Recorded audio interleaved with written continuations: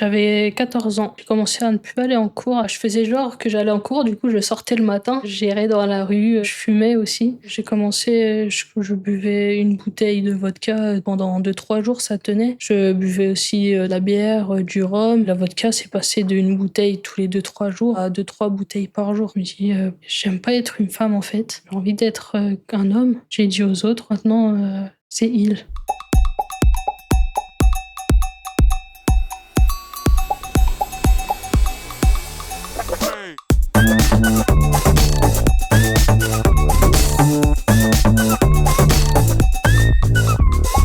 Bonjour à tous et bienvenue dans Micro et Rago, le podcast où on vous donne le micro et vous nous racontez vos ragots. Aujourd'hui, on est avec Mathéo. Bienvenue. Merci. Comment est-ce que tu te sens aujourd'hui ?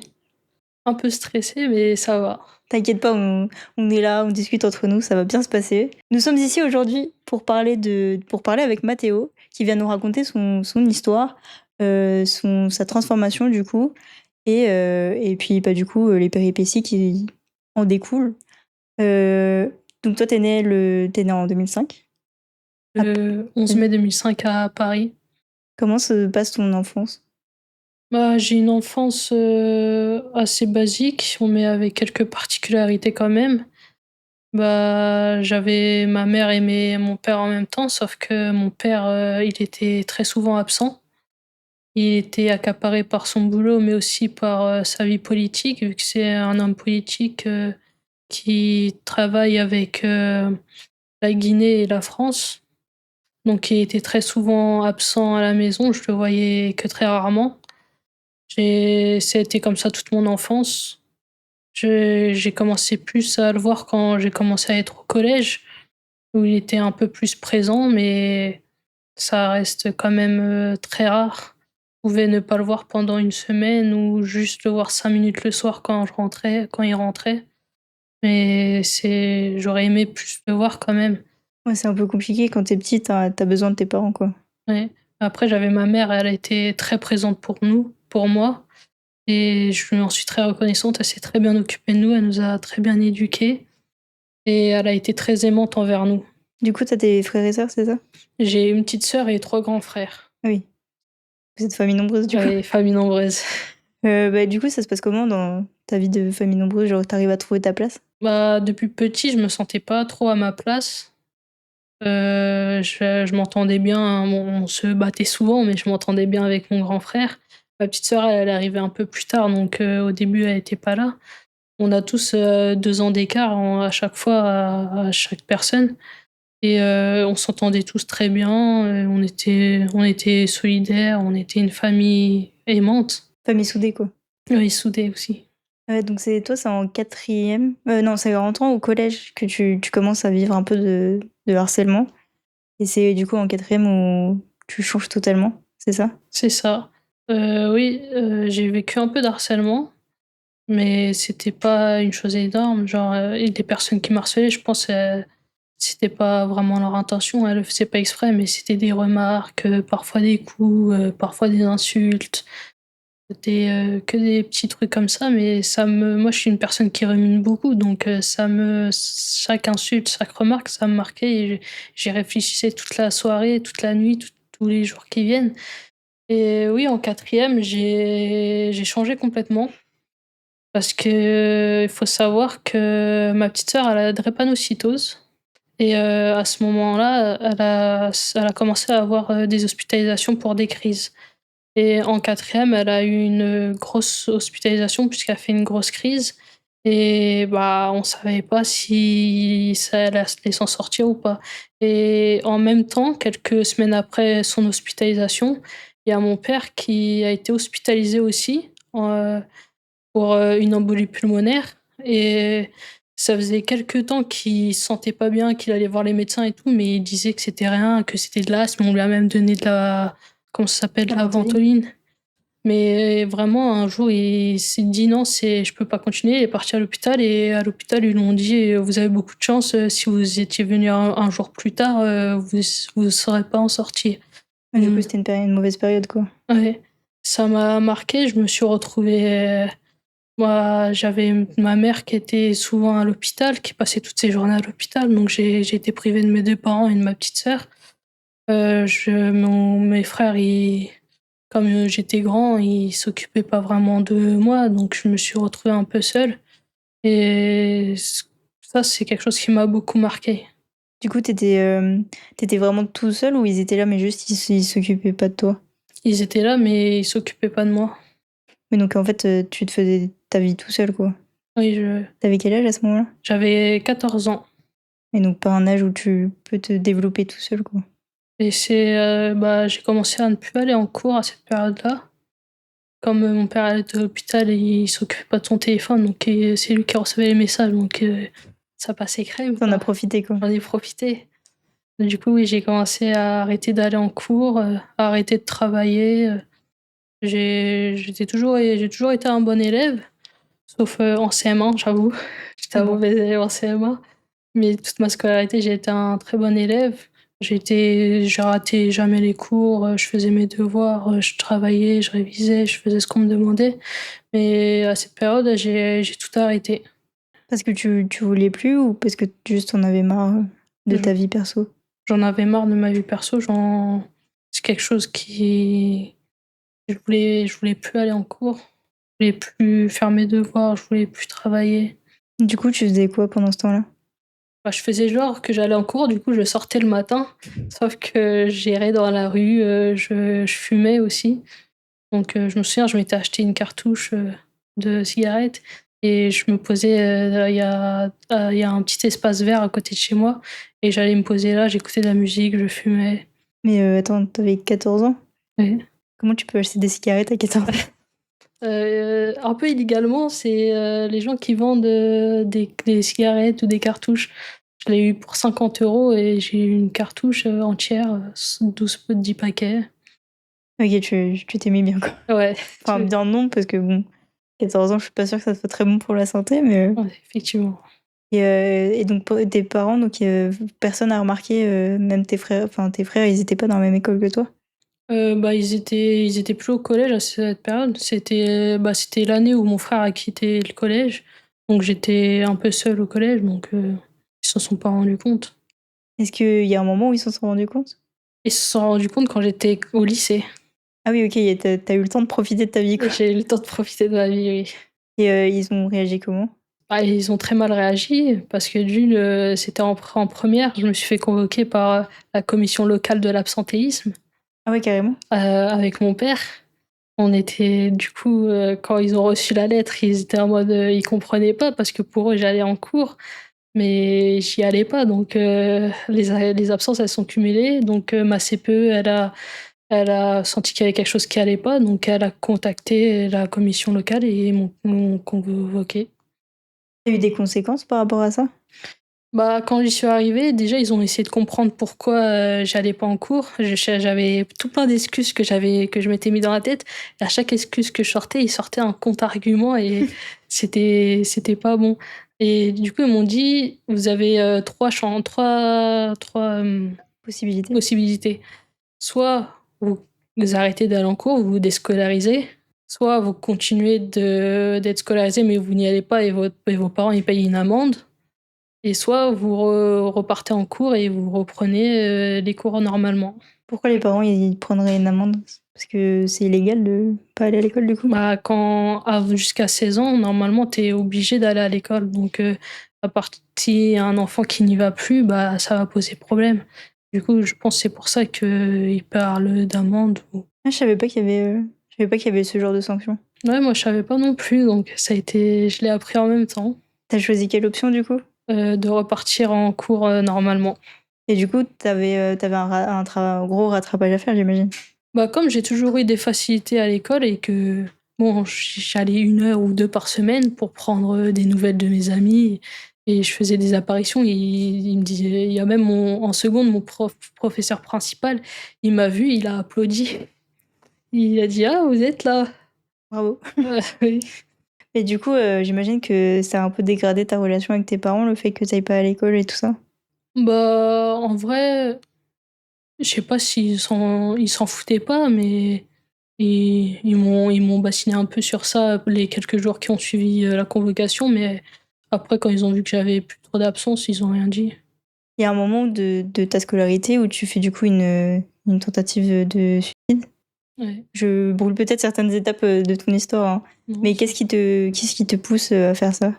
c'était en seconde, j'avais 15 ans et bah, c'était pareil, j'allais pas en cours, j'ai fait semblant d'aller en cours. Après, je suis rentrée et je devais aller chercher mon brevet des collèges. Donc j'y vais et en rentrant, bah, je revois ma mère, elle est en train de pleurer et bah, moi, j'ai jamais vu ma mère pleurer, toute ma vie, c'était la première fois que je la voyais pleurer et je lui demande: «Qu'est-ce qu'il y a?» et elle me dit que mon grand-père, il est tombé dans le coma. Et moi, j'ai jamais vécu de deuil, donc ça a été un choc et j'étais très aimante de mon grand-père. J'allais le voir toutes les vacances. Il habitait sur Lyon, donc c'était un peu compliqué, mais j'ai essayé d'aller le voir le plus possible. C'était comme un père pour moi, il s'occupait plus comme de moi que mon père et bah, moi, ça m'a au début, je pensais qu'il me faisait une blague, donc je lui dis: «Ouais, pour de vrai?» et mon frère, il me dit: «Tu bête ou quoi? Pourquoi on va te faire, une blague comme ça? Bien sûr que c'est vrai». Donc je suis partie dans ma chambre, j'ai commencé à pleurer et pour me changer les idées, je suis partie en cours, l'après-midi. Je suis vraiment partie en cours l'après-midi et en rentrant, bah, je vois plus personne chez moi, donc je sais pas ce qui se passe et en fait, du coup, j'appelle ma mère et elle me dit qu'ils l'ont débranché, comme quoi il est décédé et qu'ils sont partis à Lyon, pour, bah, le décès, pour, bon, il a pas été enterré donc en France, donc on n'a pas vécu l'enterrement, mais ils sont partis à Lyon pour voir, la famille, les condoléances et tout. Et ils t'ont pas attendu. Ils m'ont pas attendu, Pourquoi? je sais pas et c'est ma mère, je sais même plus si ma petite sœur, je sais pas, elle était où ma petite sœur à ce moment-là et mon frère, mes frères, il y en avait qu'un seul qui était là parce que lui, il a refusé d'aller à Lyon, mais moi, ils m'ont pas demandé si je voulais aller avec eux. Et donc c'est à ce moment-là où c'est un peu la goutte d'eau qui fait déborder le vase? Ouais, parce que du coup, j'ai dû faire mon deuil tout seul, mon premier deuil. Donc ça, c'est quelque chose qui m'a fait très mal. Donc j'ai essayé d'avoir une vie, j'ai recommencé à partir en cours pour me changer les idées, mais les semaines, ils ont passé et ça changeait rien. Et après un soir, je crois que c'était un mardi, si je me souviens bien, je rentre, du lycée et il y a mon frère qui m'appelle et il me dit: «Ouais, va dans ta chambre». Je vais dans ma chambre et il me dit: «Je vais te poser une question. Est-ce que tu fumes?» Je lui ai dit: «Non». Il me dit: «Est-ce que tu fumes?» Je lui ai dit: «Non». Après il me dit: «Oui, tu crois que je vais pas te reconnaître?» Ça. Après il part très loin et après il rentre le soir, il fouille dans mes affaires, il découvre un paquet de clopes et il m'engueule, il me dit, il me punit, il me demande de faire la liste de mes amis, il commence à aller voir mes amis pour leur parler, pour leur demander, ce que je fais et ce moment-là, je crois que ça a été la goutte de trop et je me dis: «Ça suffit, j'en ai marre» et il était reparti et je prends la décision, je vais, là où on met les médicaments et je prends tous les médicaments que je vois et je les avale. Parce que du coup, c'était vraiment tout cumulé, c'était trop pour toi? Ouais, ça a été un peu la goutte de trop. Et donc j'imagine que c'est ton frère qui t'a retrouvé. Il me semble, c'était ma mère. Elle a tout de suite, vu que j'allais pas bien parce que je tremblais, j'avais des vertiges, mal de ventre, je vomissais et du coup, elle a dit à mon frère de m'amener à l'hôpital. Arrivée à l'hôpital, je leur ai pas dit que je venais d'ingérer des médicaments pour faire une tentative de suicide. Donc ils me redonnent des médicaments en plus, par perfusion, mais ils me font pas de lavage d'estomac ni rien et quelques jours après, bah, je sors de l'hôpital et je reprends ma vie comme si j'ai dit à personne, genre comme si j'avais rien fait. T'as pas eu un suivi psychologique? Du coup, tu rien dit? Ouais, bah, normalement, j'aurais dû être hospitalisée en psychiatrie. C'est comme ça qu'à chaque fois qu'une personne fait une tentative de suicide avec un suivi et comme, j'ai rien dit, bah, j'ai rien eu, par la suite. Et toi, t'as pas voulu consulter quelqu'un ou en Non. parler? Non, j'ai pas voulu Pourquoi? parce que je savais pas, moi, j'étais dans cette période, dans cette mentalité que oui, les psys, ça sert à rien, c'est pas en parlant que les choses vont changer, quoi. Moi, il y a souvent ce truc de dire, même si j'en parle, qu'est-ce que ça change, quoi? Et voilà. Pourtant, des fois, ça fait du bien, hein. Après, ça dépend de chaque personne. Mais suite à ça, du coup, donc ça, c'était au lycée. Est-ce que ça change un peu ta vie ou ta vision des choses? Ou tu es toujours dans le mal-être? Je suis toujours dans un mal-être et il y a quelque chose j'ai eu une conséquence, de cette prise de médicaments. Je m'en suis pas rendu compte tout de suite, j'ai pas fait le lien tout de suite, mais quelques jours, quelques semaines après ma tentative de suicide, j'ai commencé à avoir d'énormes douleurs, au ventre. Ça arrivait quand je mangeais ou quand je passais quelques heures sans rien faire même, ça me faisait super mal.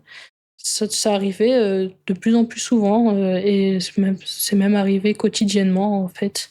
Tous les jours, j'avais d'énormes douleurs à l'estomac. Parfois, j'étais obligée de partir, du lycée parce que ça me faisait trop mal et bah, je prenais des médicaments pour apaiser, mais ça empirait juste la chose, quoi. Du coup, c'est quoi ça? Ça t'a abîmé l'estomac? J'ai fait une, fibroscopie, je crois, ou une endoscopie. Mon estomac, il avait rien, mais on m'a quand même donné, du lansoprazole, c'est pour l'estomac et à partir de ce moment-là, bah, quand j'ai commencé à prendre du lansoprazole, je commençais à plus avoir de douleurs, plus de ballonnements. OK, donc tu quand même trouvé une solution, à ton problème? Oui, mais ça a été plusieurs années après. Ah oui, OK, tu as souffert longtemps, du coup. Ah oui. C'est pas simple. Après ça, tu passes ton bac. Tu fais des études directement après ton bac ou pas? Oui, quand j'ai eu mon bac, j'ai fait directement une étude, de langue, une, LLCR-ECE, études centre-européennes, avec, langue, allemand et russe, à la Sorbonne, au campus Malesherbes. Ça te change quelque chose ou pas? Parce que du coup, est-ce que tu devenu un peu plus adulte, indépendant? Est-ce que par rapport à ta famille aussi, ça a changé quelque chose? Oui, ça a changé quelque chose. J'ai été plus indépendant, plus mature. J'ai fait des nouvelles rencontres aussi, ça m'a fait du bien. Mais c'était quand j'ai commencé à aller, à la fac, j'étais déjà dans ma période, d'alcool. Oui, du coup, tu as eu une période, parce que une période un peu sombre. Est-ce que tu peux nous en parler justement de cette période un peu d'alcoolisme? Oui, il faut savoir que j'étais en couple avec une fille depuis quelques mois et tout se passait bien, je l'aimais comme un fou et cette fille, elle a décidé d'arrêter, la relation et bah, moi je comprenais pas pourquoi et ça m'a fait très mal et je pleurais tous les jours, je lui envoyais des messages pour essayer de lui dire, «Pourquoi, reviens s'il te plaît», mais ça marchait pas, elle voulait plus donc j'ai mis un terme à cette, relation et faut se dire même, au décès de mon père, de mon grand-père, j'ai pas eu autant mal et la seule solution que j'ai trouvée pour m'apaiser et je sais même pas comment l'idée m'est venue, c'est de prendre, cette première bouteille. Et du coup, après, c'était un enchaînement, j'imagine, genre la première re a enchaîné toutes les autres? Oui, j'ai commencé, je buvais une bouteille de vodka, pendant 2 3 jours, ça tenait. Mais très vite, ça a commencé les consommations, elles ont commencé à augmenter. Je buvais aussi, de la bière, du rhum et la vodka, c'est passé d'une bouteille tous les 2 3 jours à 2 3 bouteilles par jour, quoi. Ah oui, quand même. Et est-ce qu'il y a un moment, enfin, il me semble qu'à un moment, tu as fait un coma éthylique? Oui, c'est, quelques mois après la rupture, le jour de l'anniversaire de ma mère. J'ai, fait un coma éthylique.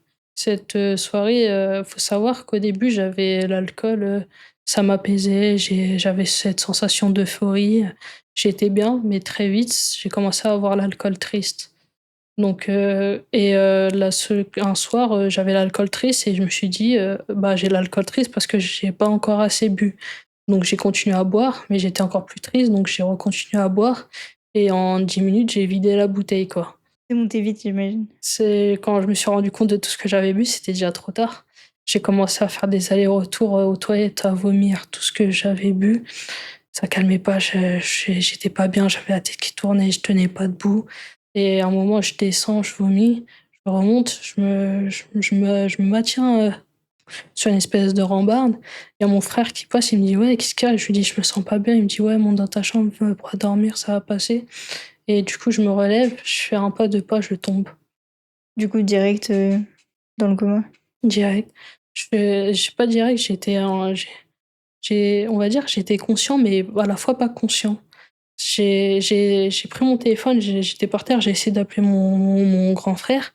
Ça a sonné, puis mon téléphone il s'est éteint, il y avait plus de batterie et à partir de moment, je pouvais plus bouger. J'ai continué de vomir.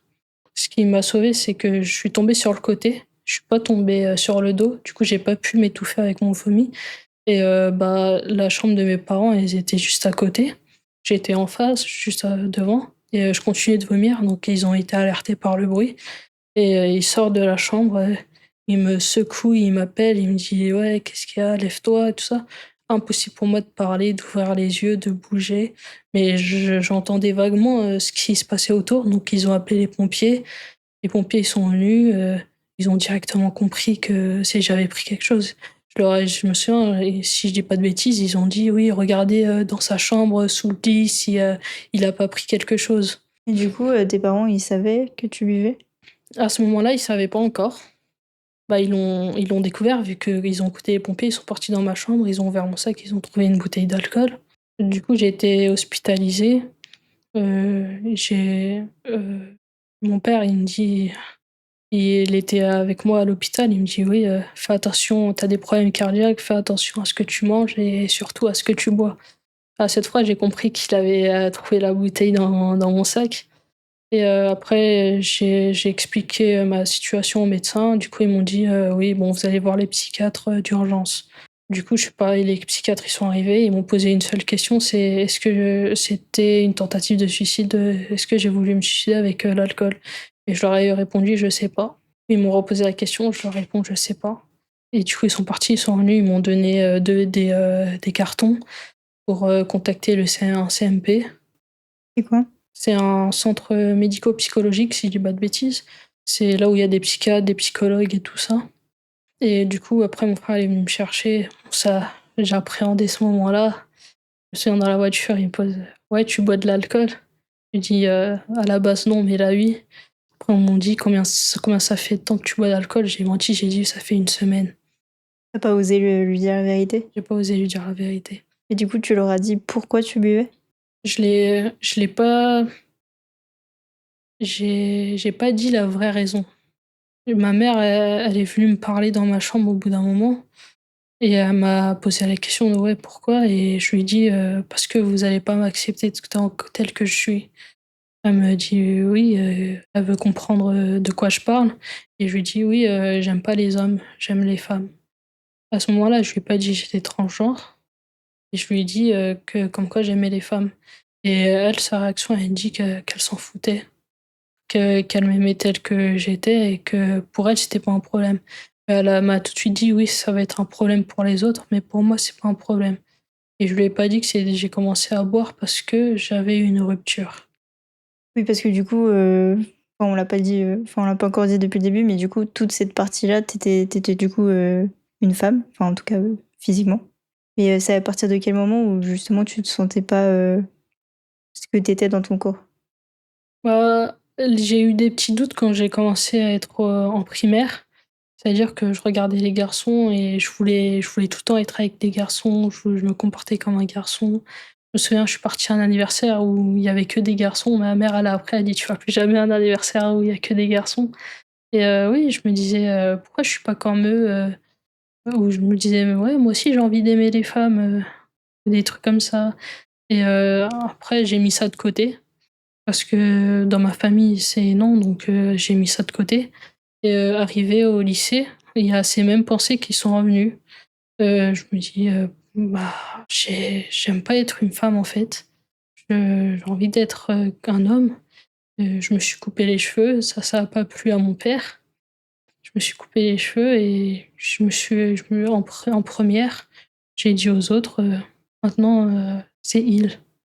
Oui, donc tes camarades de classe l'ont su avant ta famille. Ils l'ont su bien avant ma famille. À quel moment tu t'es dit: «OK, c'est le moment de dire aux autres», bah, du coup pas encore à ta famille, mais que tu es il et pas elle? À quel moment? Bah, quand je me suis dit qu'il était temps que je m'assume telle que j'étais, en fait. Et du coup, est-ce que c'est à ce moment-là aussi où tu as changé de prénom? Pas encore. Faut savoir que la plupart de mes amis, même tous mes amis, depuis le collège, on m'appelle plus par mon prénom. On m'appelle, KB. OK. C'est, mes initiales. Et du coup, bah, encore aujourd'hui, il y a beaucoup de personnes qui m'appellent KB et pas Mathéo.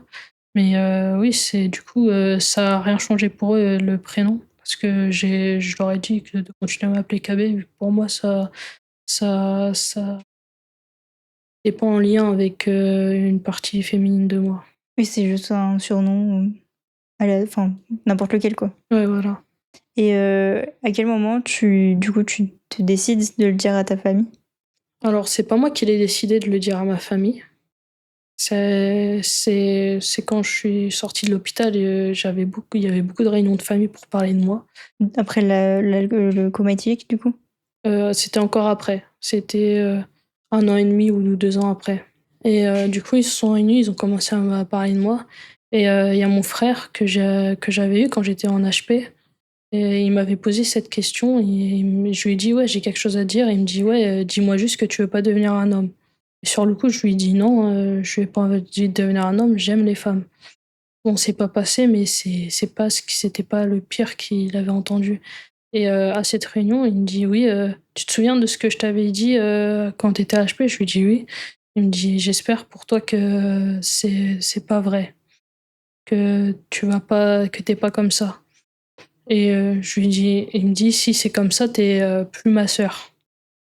Je lui dis: «Bah, dans ce cas-là, je suis plus ta sœur» et il a compris que, bah, si, je voulais devenir un homme et il l'a dit aux autres membres de la famille et sur le coup, ils ont tous mal réagi. Oui, parce qu'il me semble que ta famille est très religieuse, c'est ça? C'est ça, ils sont surtout mon père et ils sont très religieux. Et du coup, c'est pas passé du tout? C'est pas passé du tout. Il y a eu des discussions, des débats ou des trucs comme ça ou c'était juste non catégorique? C'était juste non catégorique, après ils en ont plus parlé. Et toi attends, c'est ton choix à toi normalement. Ouais. Tu as fait comment pour, enfin, est-ce qu'aujourd'hui ils sont OK avec ça? Non, ils sont pas du tout OK avec ça, ils en parlent plus. Pour eux, ils sont un peu dans le déni. Pour eux, c'était juste une information qui est passée, genre, c'est rentré par une oreille, c'est sorti par l'autre. Pour eux, c'est pas possible que ça puisse être comme ça, en fait. Et du coup, aujourd'hui, tu dans leur tête, tu encore la personne d'avant. C'est ça. Comment tu le vis ça? Je le vis assez mal, on va dire. Là, rien que d'entendre mon dead name, tous les jours, c'est un peu compliqué, qu'ils me genrent en féminin et qu'ils me reprennent quand je me genre en masculin. Ah oui, ils te reprennent carrément? Ah oui, oui. Chaque fois que j'essaie de me genrer au masculin devant eux et que j'assume, ils me reprennent direct. Comment est-ce que ta relation avec tes frères ont évolué? Ou même ta petite sœur? Est-ce que, ça reste toujours une relation fraternelle ou est-ce que c'est plus du tout pareil? Ma relation avec ma petite sœur, elle a pas changé. Elle est petite donc elle comprend pas la situation. Bon, elle a 13 ans maintenant, mais elle elle est toujours petite pour moi. Avec mes frères, on se parle plus. Plus du tout? Il y en a un qui, je lui parle plus du tout. Il est plus en France donc ça c'est bien comme ça m'arrange. C'est, le frère, faut savoir qu'après le coma éthylique, j'ai recommencé à boire une semaine après et j'ai passé des mois comme ça à boire du matin au soir. J'avais ma petite routine, je me levais à 8h, j'allais au Carrefour à côté, je prenais mon flash. À midi, j'allais au Franprix à côté de la fac, je prenais mon flash. À 18h, je reprenais mon flash et avant de dormir, je reprenais mon flash jusqu'au bout d'un moment, quelques mois après, mon frère, il a découvert une bouteille d'alcool dans mon sac et ce jour-là, je me souviens, j'étais partie chez le coiffeur et quand je suis rentrée, je rentre dans ma chambre, je vois dans mon sac, elle a été fouillée, il y a plus ma bouteille et je me dis: «Putain, je suis dans la merde» et il rentre et il vient, il me met 2 patates dans la tête. Oui, carrément. Ah oui, pas de bonjour ni rien, il me met 2 patates dans la tête, il y a ma mère qui arrive, elle me sépare de lui et depuis ce jour-là, on s'est plus jamais parlé. Il a pas demandé d'explication ou autre? Enfin si, on s'est parlé, on s'est expliqué, mais on n'a pas les mêmes visions donc ça matche pas. Et à un moment où tu as fait une deuxième TS, enfin une deuxième tentative de suicide. Oui, bah, c'était ce fameux jour-là, quand il est rentré et qu'il m'a mis 2 patates dans la tête. Parce qu'à ce moment-là, ma famille, elle pensait que j'avais arrêté de boire. Sauf que, bah, j'avais continué en cachette. Et bah, du coup, ma mère a été perdue. Elle me demande pourquoi je bois et je lui dis la vérité. Je dis: «J'ai pas réussi à arrêter». Et elle tombe en larmes. Elle dit: «Oui, je veux pas que ça recommence». Parce que quand elle était plus jeune, son père, il était alcoolique, donc mon grand-père. Et du coup, ça lui a rappelé des mauvais souvenirs. Ça lui a rappelé des mauvais souvenirs. Et c'était la deuxième fois que je la voyais pleurer. Et tout dans ma tête, tout dérape. Je sais pas pourquoi je me dis: «C'est ça peut plus continuer, en fait. Je suis tombée trop bas, c'est mieux que ça s'arrête là maintenant». Et du coup, ma mère, au bout d'un moment, elle sort de ma chambre, elle me laisse tout seul. Et j'avais, en décoration, j'avais fait, une période, militaire, et j'avais ramené un couteau de l'armée, de cette période, et il était dans ma chambre, il était dans son petit encadrement et tout ça. Et du coup, je le sors, je le regarde et j'essaie de me couper les veines à 3 reprises. Et ça a pas marché. Donc je me dis: «Bah, en fait, autant me planter directement un couteau dans le cœur». Et au moment où j'allais le faire, ma mère, elle rentre, elle me voit, elle me dit: «Mais qu'est-ce que t'as fait?» Et là, elle me reprend le couteau des mains, elle essuie, mon poignet, et elle est en panique, elle sait pas quoi faire. Elle appelle, mon frère, mon autre frère, et ils appellent les pompiers, ils me disent: «Faut l'amener, à l'hôpital». Et là, à l'hôpital, je rencontre les psychiatres, d'urgence, encore une fois, ceux que j'avais vus quelques mois plus tôt. Et ils me disent: «Cette fois-ci, vous allez être hospitalisé».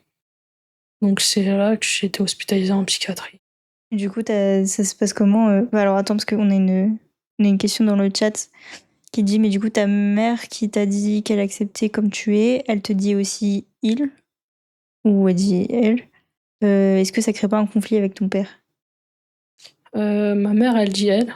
Elle accepte que j'aime les femmes, mais elle accepte pas que je sois un homme transgenre. Et ça fait, on va dire que pour mon orientation sexuelle, pas mon identité de genre, ça fait quelques conflits avec mon père, vu que lui, il est pas du tout d'accord et que ma mère est d'accord. Mais pour mon identité de genre, elle me supporte pas. Ouais, ouais, c'est aussi dur, pour elle d'accepter. Ouais. Merci pour les commentaires. Du coup, on va revenir à ce qu'on disait avant. Oui, donc tu étais en hôpital psychiatrique. Comment ça se passe le suivi à ce moment-là? T'as des rendez-vous, enfin, du coup, tu es encore là-bas, mais est-ce que tu as des psychologues qui viennent te voir tous les jours? Bah, j'étais, hospitalisée, donc j'étais à l'hôpital. Du coup, j'étais enfermée, dans un secteur. Et du coup, oui, au bout quand j'ai été hospitalisée, j'ai eu une sorte de réunion avec plein de médecins. Ils sont venus me voir. Je saurais pas te dire ce qui s'est passé. Et là, ils ont commencé à me shooter aux médicaments, j'ai plus aucun souvenir. Du coup, oui, la première chose qu'ils ont fait, c'est me donner des médicaments. Ensuite, j'ai eu des rendez-vous, et pas tous les jours, mais s plus de 3-4 fois par, semaine, 2 jours par semaine, je voyais, une psychologue et mon psychiatre. Et est-ce qu'ils t'ont aidé, du coup, à verbaliser cette fois-ci ce que tu n'arrivais pas à verbaliser avant? Oui, ça a été complètement différent. J'ai réussi à mettre des mots, sur ce que je ressentais, et j'ai réussi à en parler pour la première fois. Parce qu'il faut savoir, avant d'être hospitalisée, j'étais suivie par un psychiatre. Suite à mon séjour à l'hôpital après mon coma éthylique, mais je lui parlais pas vraiment de tous mes problèmes. J'essayais d'esquiver un peu le sujet. Et là, quand j'étais à l'hôpital, j'ai dû autant en parler. Ça t'a fait du bien? Oui, ça m'a fait du bien. Bah, aujourd'hui encore, je suis suivie, et j'ai des rendez-vous toutes les semaines, et j'arrive à en parler, à mettre des mots, et ça m'aide beaucoup. Est-ce que du coup, même si ta famille t'accepte pas, est-ce que tu arrives à poser certains mots avec ta famille? À communiquer avec eux? Dans quel sujet c'était? Bah, de qui tu es et cetera. Enfin, tu dis qu'ils en parlent pas, mais est-ce que toi tu d'aborder un peu le sujet ou juste c'est un sujet où vous en parlez pas du tout? On a Et c'est juste tes parents qui veulent pas ou c'est vraiment toute ta famille, en général? C'est, toute ma famille, mes frères, même ma petite sœur, Je voulais dire plus, genre tes oncles, tantes, cousins, ça, ils sont pas au cousines. courant. Ah, ils sont pas au courant? Non. Et tu pas envie de leur dire? J'ai envie de leur dire, mais mon frère, il m'a baratiné le cerveau en me disant que personne n'allait accepter, donc je me dis: «Autant pas en parler si c'est pour être rejeté». Et du coup, enfin, je veux dire, tu as des réseaux sociaux. Là, par exemple, tu passes dans le podcast et cetera. Est-ce que c'est une manière aussi de s'ils apprennent, ils apprennent et s'ils apprennent pas, c'est pas grave? Oui, s'il tombe sur le podcast, c'est qu'il devait le tomber dessus et s'il l'écoute et qu'il découvre ça, bah, je sais pas comment ils vont réagir, mais au moins ils seront au courant que c'est pas juste, une petite idée qui m'est venue à la tête et qui est partie. Non, c'est vrai. Est-ce que tu vis encore, chez ta famille aujourd'hui? Ah oui. Du coup, ça doit être dur au quotidien de pas pouvoir être qui tu es. Oui, j'aimerais, bah, c'est pour ça que je suis pas encore sous testostérone, j'ai pas encore fait la torsoplastie parce que je suis chez ma famille et ça fait beaucoup, c'est comment dire? Ça me blesse un peu beaucoup parce que j'aimerais pour avoir être qui je suis, pouvoir commencer la testostérone, ça j'en rêve depuis des années et faire la torsoplastie aussi pareil parce que surtout la torsoplastie, c'est ce que je vais faire en premier parce que c'est quelque chose, que je supporte plus. Est-ce que tu peux expliquer du coup, peut-être ce que c'est pour ceux qui ne savent pas? C'est une chirurgie esthétique, c'est, la réduction mammaire quoi, l'ablation, de la glande mammaire. Et du coup, tu dis la testostérone, c'est vraiment ton «rêve» entre guillemets. Ça change, ça c'est quoi concrètement les étapes déjà pour, faire la transformation? Bah, la plupart du temps, pour faire la mammectomie, il faut être sous testostérone. Parce qu'il y a parfois, ils enlèvent toute la glande mammaire, mais parfois ils l'enlèvent pas tous et s'il y a toujours, les, hormones féminins ou qu'on n'a pas de testostérone, ça peut repousser. Parce que du coup, la testostérone, c'est l'hormone, masculine C'est ça, qui du coup repousse, l'hormone féminine. c'est ça. Et du coup, ça changerait quoi, toi, sur ton physique? Bah, surtout physiquement, la barbe, la voix, la répartition de la graisse, mon visage. OK, Non, ça joue sur vraiment tout, en fait. ça joue surtout, oui. Et du coup, ouais, c'est pour l'instant, t'es es bloqué, tu peux pas être vraiment toi-même. C'est ça, Est-ce que ça te donne envie de déménager, j'imagine? oui, beaucoup. Donc tu peux pas parce que t'es encore, étudiant. C'est ça, oui. Quels sont justement tes projets? Bah, là, mes projets, c'est je vais reprendre les études en septembre, vu que j'avais arrêté, quand j'étais hospitalisée et bah, là, je vais reprendre en lettres, langues pour, faire, une licence, pour être, peut-être traducteur, interprète, enseignant. Mais mon vrai rêve, en vrai, c'est d'être écrivain Du coup, en français ou dans d'autres langues? en français. Quel type d'histoire t'aimerais écrire? Ah, j'ai déjà fait quelques manuscrits, c'est surtout des manuscrits d'aventure, C'est cool ça. Du coup, tu es créatif. un peu, oui. Alors, dans mes questions, il y a aussi, et tu en as parlé aussi tout à l'heure, c'est tu as fait un passage à l'armée. Est-ce qu'à ce moment-là, du coup, tu leur disais que tu étais trans? Je l'ai pas dit tout de suite. Parce que, bah, du coup, ils ont séparé les garçons des filles et au début, je me suis mis avec les garçons. Après, je me suis dit: «Je vais avoir des embrouilles, je vais avoir des emmerdes si je me mets pas avec les filles», donc je suis partie du côté des filles. J'étais considérée comme une fille et parfois, ils se trompaient, ils m'appelaient monsieur et moi, ça me faisait sourire et à la fin, je l'ai pas dit aux instructeurs, mais je l'ai dit avec, les personnes qui étaient dans ma chambre. Je leur ai dit: «Ouais, c'est peut-être trop tard, mais je suis, un homme trans». Du coup, quelles ont été les réactions? Parce qu'en général, on sait que c'est un peu, fermé dans le monde, militaire. Bah, ils ont très bien réagi franchement, ça les dérangeait absolument pas. Ils m'ont même conseillé à ce moment, j'avais, les 2 boucles d'oreilles, ils m'ont dit: «Oui, essaye d'en enlever une, c'est moins féminin». Et justement, est-ce que ton entourage te guide un peu aussi dans ta transition? Enfin, ceux qui acceptent en tout cas? Oui, j'ai mes amis, tous mes amis, ils acceptent. Je suis bien entourée amicalement et ouais, ils me donnent des conseils, ils m'aident un peu dans ce parcours. Qu'est-ce qui te manque, toi, pour vraiment être là, maintenant, être épanoui dans qui tu es? Avoir mon petit chez moi avec mon petit chien, avoir fait être sous testostérone, avoir fait la torsoplastie et peut-être faire, d'autres opérations et avoir plus de tatouages et de piercings aussi, ça m'aiderait beaucoup. Hem, Aussi, est-ce que tu as arrêté l'alcool, du coup? Ça fait quelques mois que je suis sobre. Je vais bientôt avoir ma médaille des, ouais, je vais pas dire le nombre de mois, mais je vais bientôt avoir une nouvelle médaille. Félicitations. Merci. C'est dur. C'est dur. Ça se passe comment en plus? Je crois qu'il y a des étapes, non? Pour sortir de l'alcoolisme? Bah, il y a ce que j'ai fait, quand j'étais hospitalisée, j'ai fait un sevrage. Bon, ce sevrage, il a été un peu compliqué. C'est dur, non? Parce que du coup, c'est une addiction, ton corps est trop habitué. Ouais, ça faisait plusieurs années et là, d'avoir tout arrêté d'un coup, ça j'ai cru que j'allais pas m'en sortir. Pourquoi?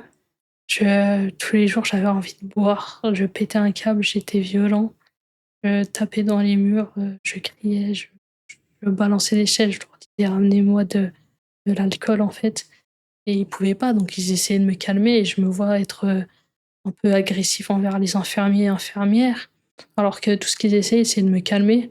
Alors, quand je faisais des crises, comme ça, ils me donnaient, un calmant et ça m'apaisait et le craving, il passait un peu. Et je savais pas que ça rendait aussi violent. Enfin, est-ce que c'est commun que ça ramène autant de violence? Alors, il y a des gens quand ils boivent, ils sont violents, sous alcool. Moi, j'étais pas violent sous alcool. J'étais dans mon coin, posé, je buvais, j'emmerdais personne, mais j'étais violent quand j'avais envie de boire. Quand je me réveillais le matin et que j'avais rien de la veille et qu'il fallait que j'attende d'aller au Carrefour pour acheter, cette petite heure, fallait pas me parler Ah ouais, à ce point-là? à ce point-là. J'ai été violent avec mes amis aussi. Une fois, j'étais totalement bourré et il y a une amie qui est venue me chercher à 15 heures dehors et j'ai été un peu violent avec elle. Mais sinon, ouais, c'est que quand j'ai envie de boire que je suis violent.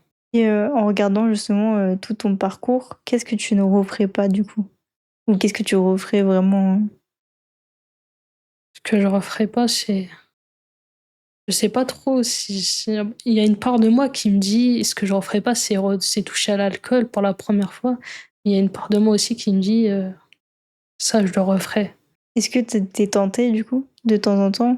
Ouais, j'ai beaucoup de craving. De? Le craving, c'est, des petites, périodes où t'as une grosse envie de boire qui vient comme ça. T'as des techniques du coup pour pas y penser et tout ça? Déjà, je prends mes médicaments, que mon addictologue elle me prescrit et quand j'ai des cravings, j'essaye de penser à autre chose, j'essaye de m'occuper les mains, de lire, d'écouter de la musique. J'appelle, des amis DAA parfois. Je savais pas qu'il y avait des médicaments pour ça, ça sert à quoi? C'est pour, duper un peu ton cerveau, pour, les neurotransmetteurs qui sont dans ton cerveau et qui demandent de l'alcool. Bah, le médicament, il va prendre la place, de l'alcool pour aller combler les neurotransmetteurs, c'est un truc comme ça. Et du coup, c'est à vie ça, j'imagine? Ou tu peux te sevrer, sur ça aussi? Pour l'instant, j'ai pas encore demandé à mon addictologue si j'allais prendre à vie. Ça fait quelques années que je suis sous traitement et je pense qu'encore pour quelques années. C'est un long chemin. Enfin, c'est toute une vie en fait. Tu Ouais. vas devoir te sevrer du coup. T'as tes projets, donc tu sais tu veux écrire un livre et tout ça, mais est-ce que tu t'es mis des objectifs, des étapes à suivre? Mon objectif, c'est de contacter des maisons d'édition par rapport à mes livres. Là, je suis en pleine période de réécriture, donc je vois un peu le bout. J'avais déjà sorti un livre, mais je vais le reprendre et je vais essayer de l'améliorer pour, le ressortir avec une maison d'édition. J'ai un autre manuscrit aussi qui est en cours de réécriture. J'ai des idées de manuscrits que j'ai pas encore commencé et ça, c'est mes plus gros projets à court terme et à long terme. Bah, c'est des super projets. Merci. On a hâte de te lire et puis franchement ton histoire n'est pas simple parce que tu encore dedans dans le sens où ta famille ne t'accepte pas encore, mais ça se voit que tu gardes espoir et que tu as envie en fait de continuer et je trouve ça vraiment bah, c'est courageux parce que tu oses dire tu n'es pas la personne enfin, tu pas né dans le corps que tu voulais, donc dans lequel tu te sens bien et je trouve ça courageux de d'oser te dévoiler en fait. Donc bravo et puis merci aussi de le faire ici, parce que c'est pas simple. Tu nous l'as dit toi-même, tu n'as pas encore dit à tout le monde, donc ça peut être un peu délicat et de t'ouvrir ici, je trouve ça vraiment très courageux. Bah, merci d'être venu du coup. Je sais pas si si, il y a une question, ta famille est religieuse et pas toi, du coup, Non, moi, je suis pas religieux. Ça, c'est quelque chose qu'ils acceptent pas non plus. dans ta religion? Ouais. Parce que surtout mon père, il est très croyant. Pour lui, la religion, c'est tout ce qu'il y a dans le monde et avoir un enfant pas religieux, c'est pas quelque chose, qu'il accepte. Je lui ai pas dit que j'étais pas religieux, mais je lui fais comprendre. Quand il me demande de lire ou de prier, je lui dis non. Quand il faut faire le ramadan, je lui dis non. Et du coup, est-ce que tu as arrêté de croire ou tu n'as jamais cru? Et j'ai arrêté de croire. Parce que du coup, ça allait pas avec tes principes à toi. C'est ça. Je n'ai pas d'autres questions. J'ai bien aimé discuter avec toi. Je trouve ça c'est intéressant parce que je trouve que en tout cas, moi, je n'ai pas beaucoup de connaissances justement sur les personnes trans. Je trouve qu'on n'en parle pas forcément beaucoup parce que ça reste tabou. Tu sais, par exemple, on ne sait jamais dire si c'est il ou elle, puisque du coup, on ne sait pas quelle étape de la transformation la personne est. Et je trouve ça important d'en parler parce qu'il y a plein de gens qui savent pas vraiment s'ils se sentent hommes ou femmes. Et c'est important de pouvoir être ouvert d'esprit et que chacun puisse avoir sa place et être qui il est. Donc, est-ce que tu as un message à faire porter? Je vais dire à ces personnes qui hésitent ou qui osent pas encore s'assumer, faites-le. C'est quelque chose de compliqué à faire au début, mais vous serez tellement plus heureux ou heureuse en l'acceptant et en le montrant. Tu te sens mieux, toi, depuis que tu as accepté et que tu le montres? Ouais, vraiment. Bah, c'est tout ce qu'on te souhaite. Merci. On te souhaite beaucoup de bonheur. On espère que ça va aller mieux aussi avec ta famille. Et ben, on te souhaite aussi de publier tes livres. Merci. Du coup, c'est la fin de ce podcast. Merci à vous de nous avoir suivis. Je vous dis à la semaine prochaine. En attendant, n'hésitez pas à nous suivre sur nos réseaux sociaux, Instagram, TikTok, YouTube, Twitch, etc.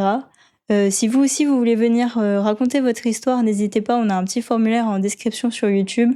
Vous pouvez aussi nous contacter sur Instagram ou même TikTok si vous voulez. N'hésitez pas à vous abonner, à commenter si l'histoire vous a plu. Et puis je vous souhaite un très bon week-end et je vous dis à la semaine prochaine. Au revoir.